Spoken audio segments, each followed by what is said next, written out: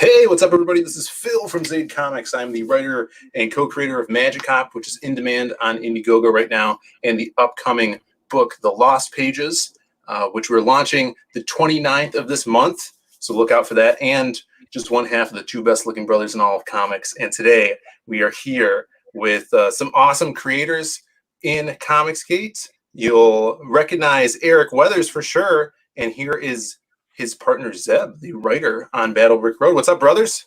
How's it going? Good, good, good. Thanks for coming on. You guys had dropped this book. You had the mailing list building up for a while, and it dropped. When did it drop? Like last Friday, right? Last Friday, right? May 5th. Wow, that is crazy because it just shot up. You know, this month seems to be a great month for crowdfunding these books. And everybody just ate up Battle Brick Road. They really did. And correction, May 8th was a Friday. May 5th was not a Friday.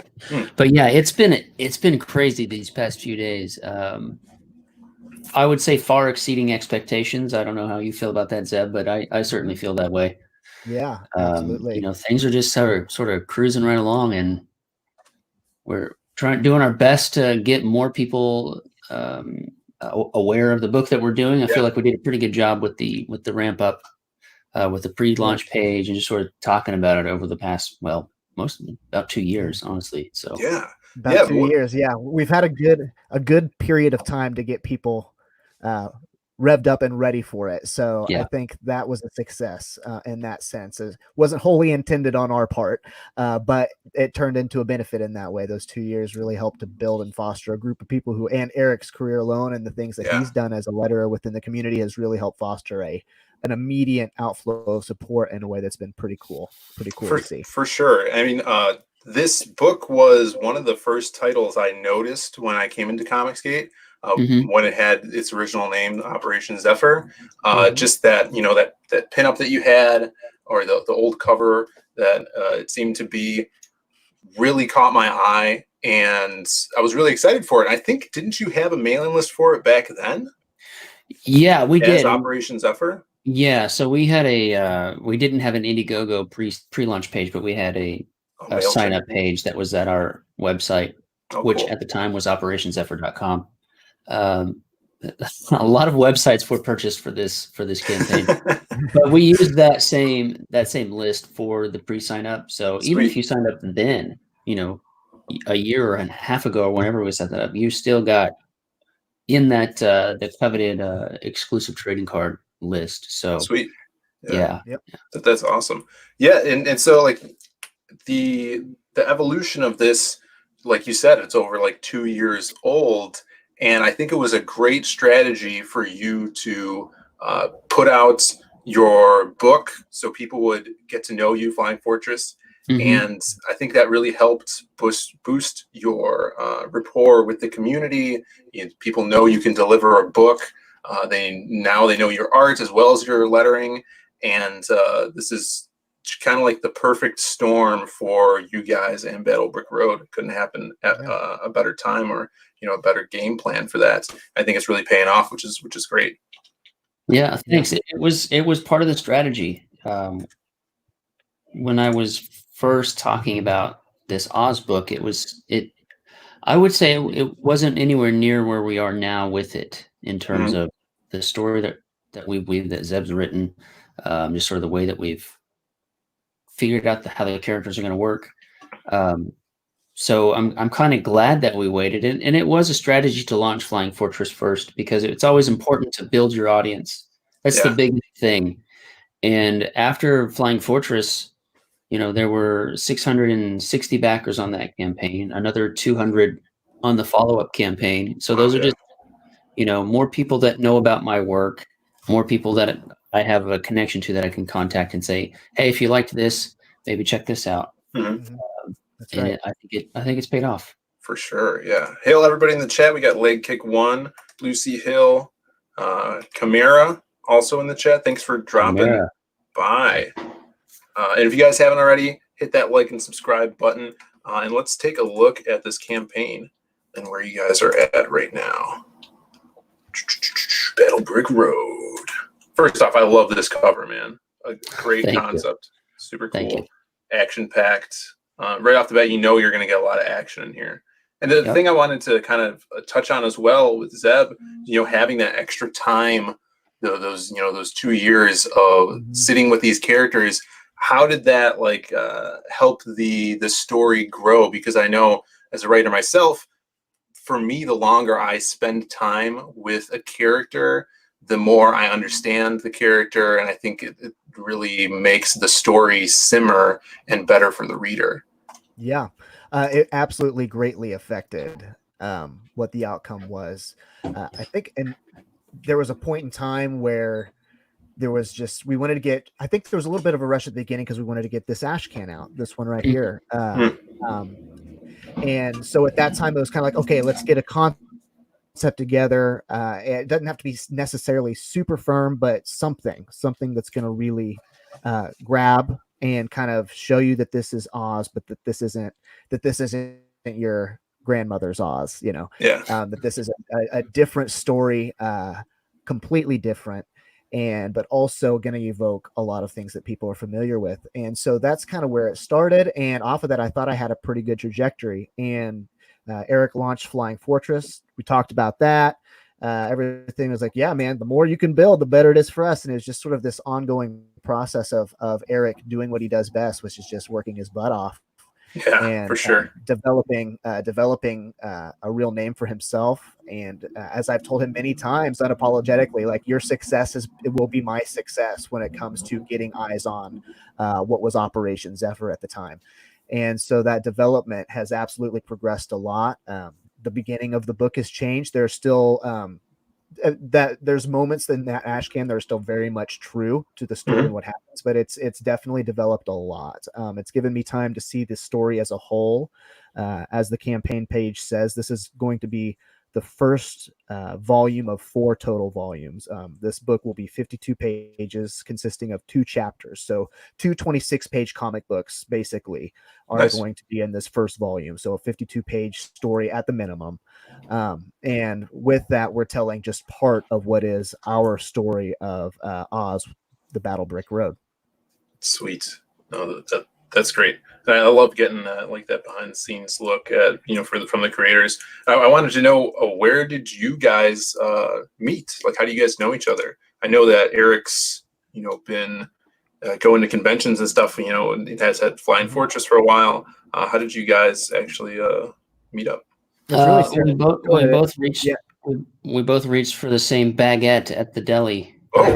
In our hands touched, and it was just a spark, You always tell it better. You always tell it. Well, honestly, before we met, before we even knew we were working together, we were working on a book together, because I had lettered a book that he had written. Oh, cool. But we never. I was in contact with the artist of that book. I don't think you and I ever had any sort of contact. And even before that, I just came by a comic table one time at the convention here in Wichita and picked up a book and picked up one of his Flying Fortress old business card. It was a business card size something of the plane, and I've had that thing. I still have it. I could find it around here somewhere. But so we actually had several interactions before there was this moment of like, oh, wait a minute, we have a shared sort of interest here. Yeah. So you guys are from the same area, I assume.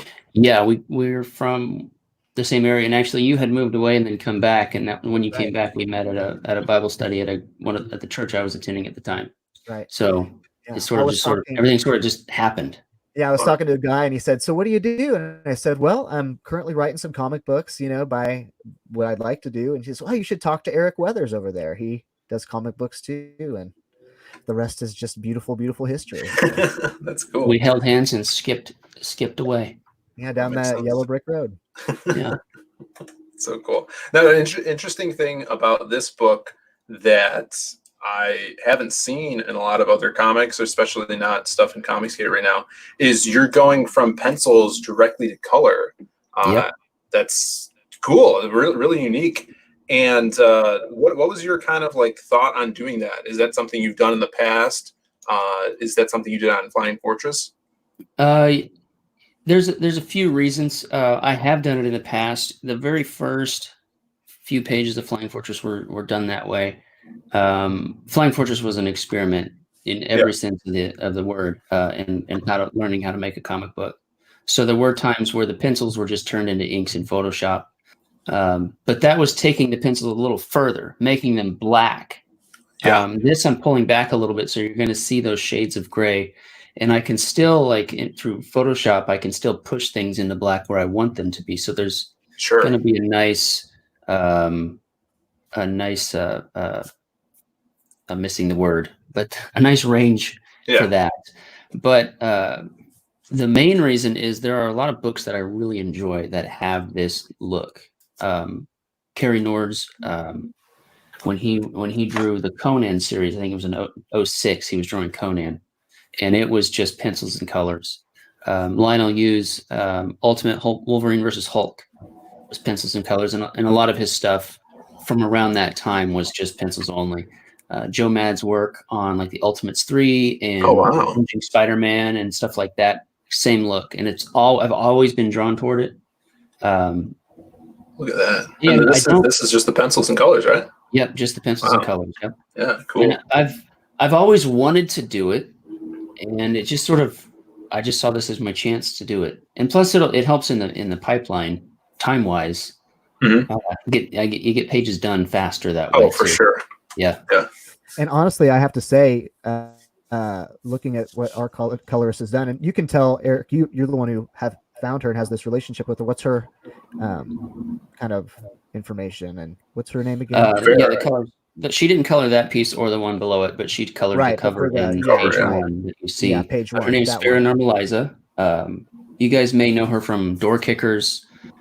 She's lettering Peregrine, and she did Superhero too. I think I meant coloring. She did all of Superhero over Joe Ball. She did Superhero too. Okay, I didn't know that. Yeah, I think that was her first book in CG. And she kind of just spread like wildfire over every book. Yeah. Well, what she's done here is amazing, and the way it fits with Eric's art is incredible. And it that earthy tone that it brings to it is very fitting of Oz, and sort of the tone that I think Eric has rightfully seen as the way to go for this Oz story. It's going to bring a really unique and interesting touch that I think really is befitting of what's going to happen within the story itself. That's awesome. We got Rooster Puncher in the chat. What's up, Rooster Puncher? What's up, Rooster? Hail, brother. Yeah, this is looking to be an awesome project. Now, are you guys? Hopefully, I would love to see, as the campaign progresses, some more pages posted up there with the updates and such. They're coming. They're definitely coming. Yeah. That's great. I'm busting my hump to get some more pages up in the next week or two. So. You'll be seeing an update. The main campaign will reflect that as well. As far as colors go, now that Farrah is so in demand, we're on the list. Sure. So it's a waiting game now. So from what I've been told, it'll be July or August before she can start coloring. But all of that artwork will be out there for people to see, and get more people interested in it, because art is what sells. I mean, I think it's a great idea just on its surface. The hook, the plot, the premise kind of makes you go, "Oh, that sounds cool. I like that." But we got to have great art, or it's not gonna. Oh, for sure, yeah. That's what bring people in as much. All the pieces have to be there, or it doesn't work. Yeah, exactly. Yeah, and as everything moves forward, it seems like everybody is getting there, and everybody's realizing that all the pieces for a lot of creators and comics are falling into place. I think that's why we're seeing so much success right now in crowdfunding. You look at people even just putting out their second book, like Adam Post went from a rough estimate, I think it was like $12,000 on his first book. Now he's at over 20 on his second book. Captain Love shot up as well, and that's great. We're getting into like this next phase of creators where people are putting out their second book. And we're seeing the ones that the fans are gluing themselves to, which is awesome. And that's the progression of this network. So cool. Yeah. Now, oh, go on. I was just gonna say it's great to be a part of a network like this. So you've got everybody helping out, whether it's tweets and retweets or having you come on their show to help promote, or just talking about you even when you're not around. I'll slide into a stream and then I won't even be in the chat. I'll just be watching as I'm working, as I'm lettering or whatever, and somebody will bring up, hey, you make sure you check out Eric's book, or everybody's always ready out there promoting. I just think that's great. Yeah, it's amazing, and that's like makes me even more excited for like a convention in the future where hanging out with everybody and feeling that network quality. It's going to be so cool. But this page is awesome. This is like a chase scene, which I don't think they had those in the original Wizard of Oz. No chase scenes in that original story. But that's one of the reasons why we're saying that it's based off of the Wizard of Oz, not necessarily one for one, so to speak. I like these little like hover motorcycle things. Just now, I thought it would be cool to have one that would be like one that could be like going camouflage and it'd be like a bike of a different color, like the horse of a different color from Oz, where it changes. We can do that.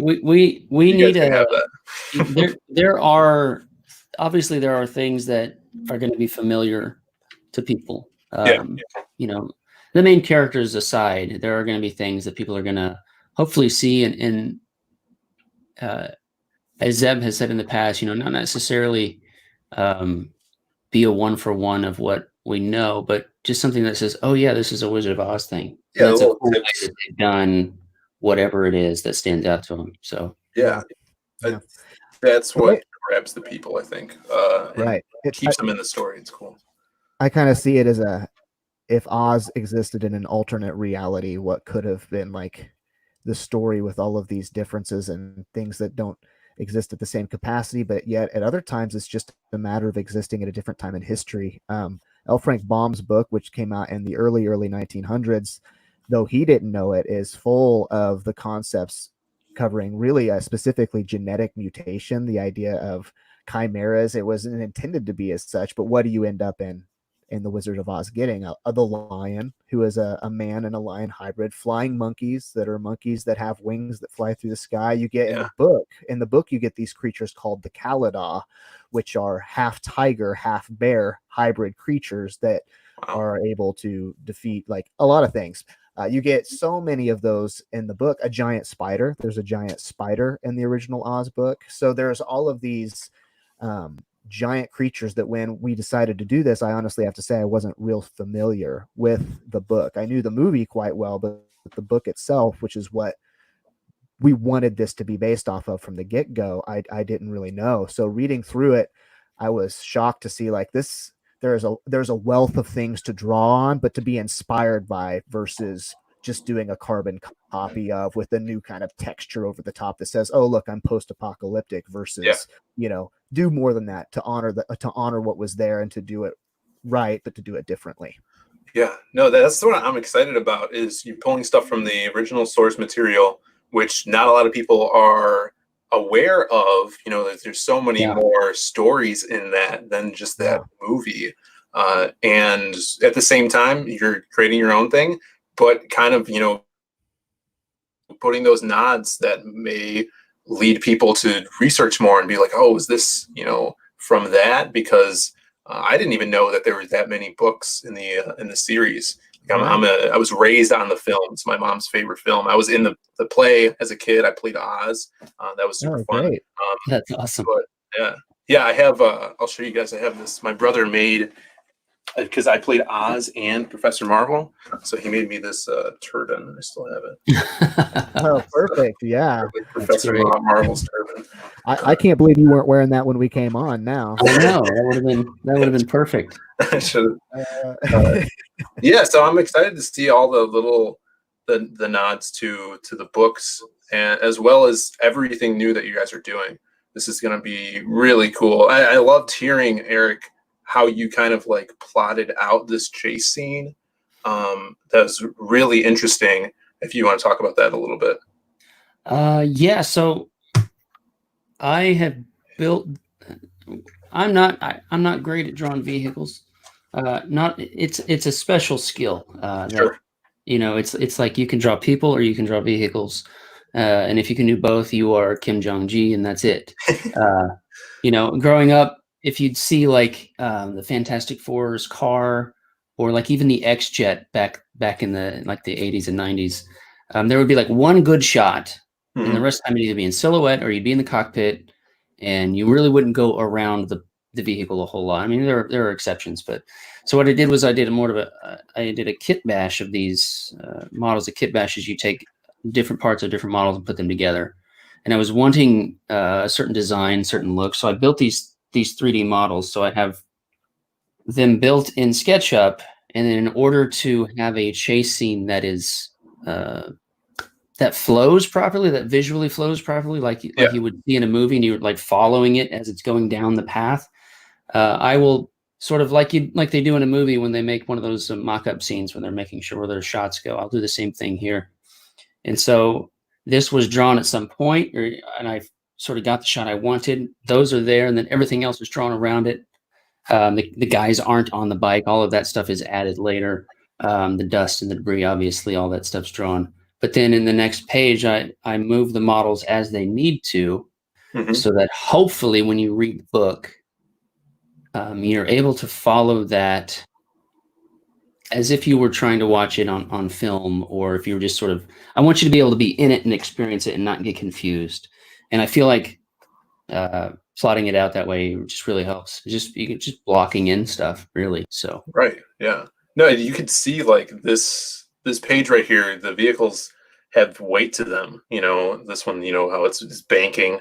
Yeah, I really dig that, and it kind of gives me also just like the vehicle design and the surrounding, kind of like a heavy metal vibe. Is that futuristic, taxi guy from that heavy metal movie back in the 80s. I really dig that. Thanks. I like that. Now, who is, if you don't mind, unless it's not spoilery, who is this guy in the car here? Are you guys giving that away yet? What do you think? Is that something we want to say, or?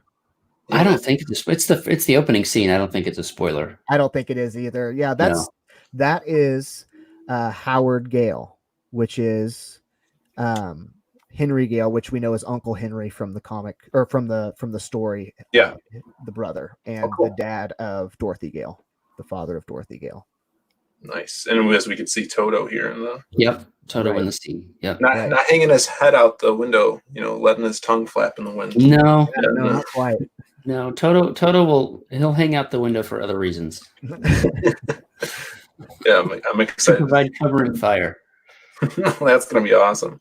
Yeah. Let me pop the link in the chat here.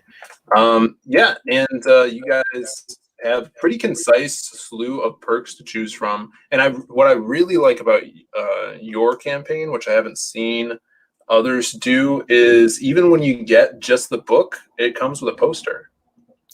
Yeah, I took cue from your boy for that. Not pandemic, but Jawbreakers had launched, I think, a week before mine, and I was already building the campaign page. I already had graphics built, and his was book and poster, and I thought, I got to do that. It's just too good. Yeah. And as the campaign continues to go, we're going to be unlocking more and more stretch goals. If you backed Flying Fortress, you're going to get a lot of stuff. Yeah. I want to make it worth that $25 investment, or the $50 or whatever. I want to make it worth it for you to have spent the money.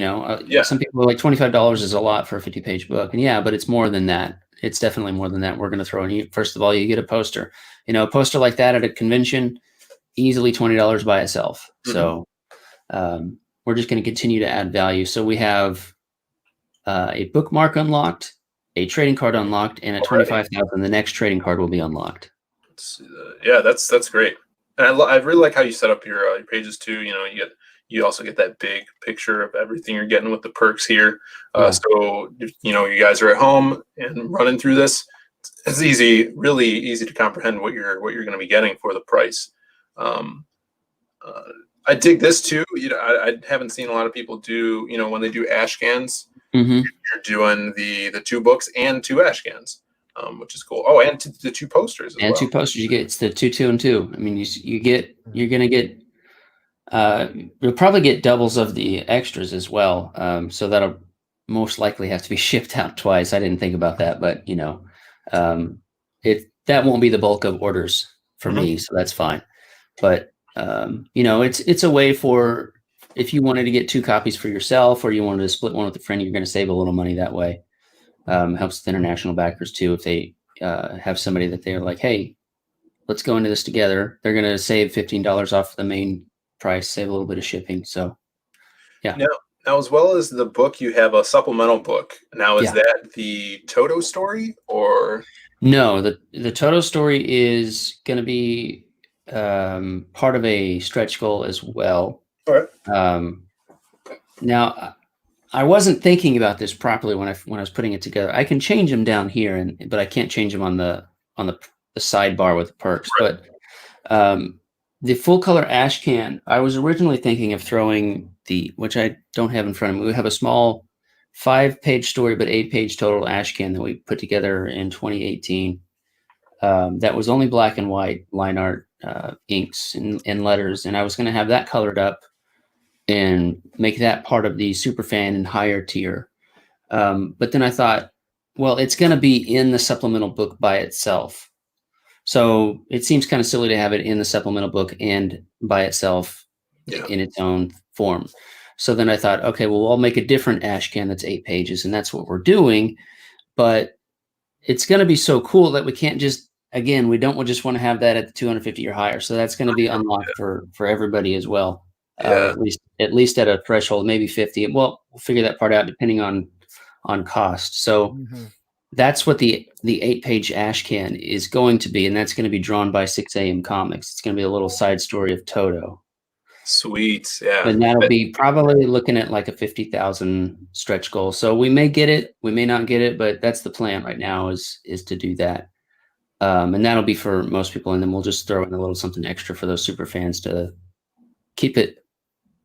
That's great. Now, I love extra material because I'm a story guy. I love these stories, and I want as much content as I can get. And you know, some people they want the main story, but it's good to have some extra things because you know you're building this universe, this world, and building these characters up. You know, people are going to get attached to these characters, and those little extra stories are definitely a way they're going to get attached. And so, as I said, this will be one of the 4 campaigns that they'll have time to develop that attachment. That's one of the things I'm excited about, as well as telling Oz as a long form story. I think by its very definition. Yeah, for sure. So if you guys are in the chat or wondering if this is just a one-off, it's not going to be there. It's a series of 4 stories, which is always as great. It stands, right. 208 pages is where it stands. Sweet. Currently, if we don't, and that's not counting things like the 8-page Toto expansion, things like that could happen along the way of doing 4 volumes. But 208 pages is the minimum of what we're doing for what is our Tale of Oz. This time in the future, I could see doing more like that. Like if this campaign does really, really well, I can see doing something similar what like Ethan's doing, where he's hiring another artist to do a small story. I thought maybe we do that for each book, have another 8-page side story that we just throw in as an extra for everybody. That could be a lot. You know, just tell a little bit of slice of life of somebody from the book. It's going to be Toto in this one, but you know, maybe it's Scarecrow or maybe it's Lion in the next one. You know, we'll see what it looks like when we get there. But right now, obviously, our main focus is getting this book done and out the door for everybody. No, that's great. And you have your highest tier, which you know is your kind of like the super fan tier, which is everything. You even get this awesome shirt, which is only going to be available for this campaign with the red stroke around it. And then the highest one, you are actually drawn into the book. Yes. Which is cool. There's 10 spots with that. 2 already are grabbed up, which is amazing. It's one thing that I really wanted to do for our next book because so many fans love that. You know, they'll definitely jump on that. They do. And, I almost didn't have these 2 high tiers, but as I was sort of showing a link around in different places, I had some people say, you need to have at least a $250 tier for the big spenders. And I said, all right, okay, that makes sense. Let me figure out what that would be. And I just basically stole what John Malin does because sure, yeah. why not? And then I thought, well, and then somebody mentioned, people like to get drawn into the book. I said, okay, well, let me just throw that in. Let me just double it, make it 500, and you get everything. Plus, you get to become a citizen of Oz, probably in Munchkinville, because that's where we're going to see most of the regular folk, I guess. Nice.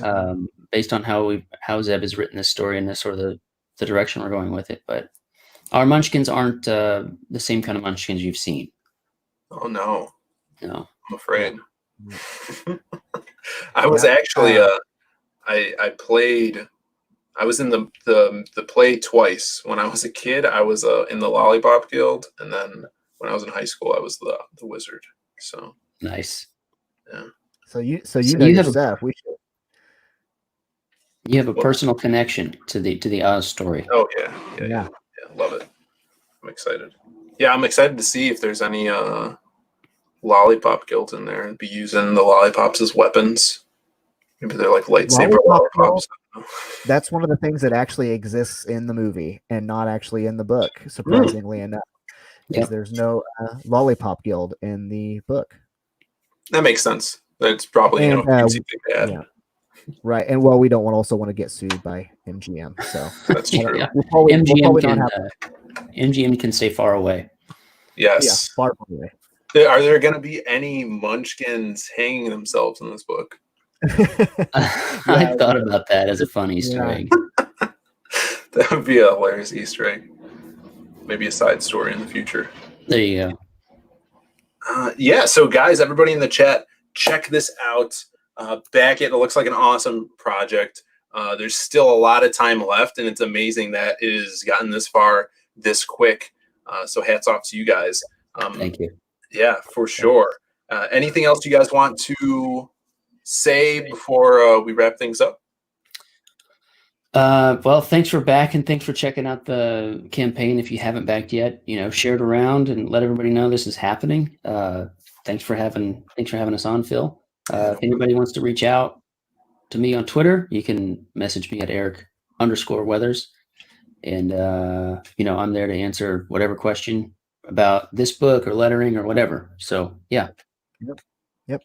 Ditto minus the lettering and all of the other stuff that he said. But ditto in terms of, reaching out with anything, any questions you have about the book or backing the book, anything like that, let us know. Follow us and share it as far and wide as you guys will let your hearts do, because that's what this is all about. And it's been amazing to see what it's done this quickly, and I can't wait to see what it does after the time frame is up. So excited to see where it goes. Yeah. And Eric is one of the most approachable people in Comicsgate, even though he's rubbing elbows with all the high rollers. It doesn't go to his head. Now, back when we were doing Magic Hop, which I'll pull up Magic Hop right now. Hopefully it's on the right page. Okay, good. I don't want to dox my backers, but I was talking to him about lettering. He was giving me tips and stuff, and really helped me to letter this book myself. And through that, been practicing and getting comfortable with it. And I'm lettering another book as well. I'm lettering Doom Fate now by Passion for Drawing. So Eric is always willing to help. I know firsthand. And for sure. Thank you so much for that, man. It was man. I've helped out some other people and just privately like, hey, what do you think about this? Or people always want to know about font size because it's so like random. Like there's no definition to font size. So I was like, just try this, and this, and you should be good to go. So if you guys ever have any questions, let me know. Definitely. And this week we just broke 12K on Magic Hop, which is so exciting for us. Great. Thanks, man. Yeah, it's our first book, first crowdfunded anything, and we were like before we launched, we're like, man, if this hits 8K, that would be awesome. And now we're at 12. So congratulations. Thank you, man. Yeah, so check this out, guys, if you haven't already. Magic Hop, a lot of you guys know about it. from the channel. And then our next project, which is launching at the end of the month, it's totally different. I'm trying to show how eclectic we could be. It's called The Lost Pages, and it's instead of that 80s crime fantasy, we're hitting on comic books galore, the superhero genre, and the different genres within that. So we have a bunch of different heroes that live in this universe, but basically our connected universe of heroes told by a hobo, a homeless man that has a actual book, magical book of lost pages he's reading to everybody. So I actually wanted to show off some letters on that I was doing to this. This is, I'm going to show our 90s character, Crimstone. Mm-hmm. Oh, yes, Crimstone. Yeah, he's a badass. So if you guys love 90s ultraviolent characters, I'm a huge Lobo fan. This is basically an homage to him and the Max and the Pit. So he's a big player in our universe. Yeah, and I was throwing together the letters on this, and just the colors I'm so happy with them. That's really, really cool looking. Thanks, man. Yeah. Great work. Thank you so much. Reminds me of, I don't know. Yeah, go on. Do you know Buster Moody? No. Cool name though. Yeah. He's more of a local to us kind of guy, but your art, this drawing in particular, is reminding me of that. Yeah. You drew this? No. This is okay. A local artist over here I've known for years. Her name's Maria the Wolf. That's what she goes by. Maria the Wolf. Okay. Yeah. She's her art is so badass. She's this little 4'9", Native American Mexican girl who just draws the most ripped, monstrous characters. And we're at Wizard World Chicago, and she's got her table set up and stuff. And there's just the whole weekend, there's just a crowd around her table because her art is so out of this world. She's really personable too. And people can't believe that this little chick is drawing these monsters. Yeah. And ripped superheroes. But that's the stuff she loves. And I've known her, through the con circuit. The first time we met, she came up to me because I was dressed up as Lobo in a costume. And she came up with a print that she drew. She's like, I love Lobo. You have to have this. And she gave it to me for free. So we bonded over that character. And cool. When I wrote this story and this character, I always had her in mind. She took a break from art for a little bit because of, the work grind and paying off student loans and stuff. And I got her back for this. So I'm really excited to be working with her. You pulled her out of retirement. Yeah, for sure. It's great. And then this is another one I wanted to show off. This is kind of our hobo story where our homeless man, the hobo, is reading from the book, and we see all of our heroes around the trash fire. Oh, the fire in a barrel. Yeah, I like that. Yeah, that's for sure. Mm-hmm. And then here's where people could get drawn in as one of the homeless kids or people. Be homeless. It's everybody's dream. Yeah, everyone can live your grimy dream. So check that out, guys. If you haven't already, get on that mailing list because we are offering a free trading card. It's a jam trading card. So each of the artists that is drawing these different stories is actually going to have their character drawn by them on the card. So it's going to be pretty cool. Cool. Yeah, so we're launching the 29th, and be sure to be there. Yeah, guys, sign up for that. Lost Pages. That looks great. Thank you so much, guys. Yeah, and thanks for coming on, guys. Everybody in the chat, thank you. Hit that like and subscribe button. And we will see you guys next time with another video.